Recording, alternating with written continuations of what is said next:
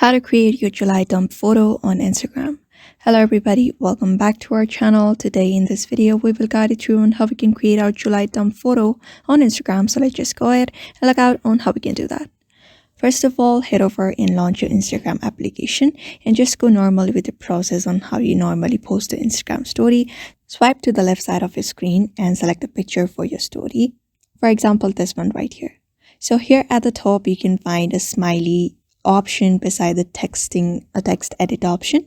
Just go ahead and tap on it, and then here there are different options available. We're going to select the option called add yours, this one right here. Just go ahead and tap on it, and here we're going to type in your July dump. Just go ahead and type in that, and done.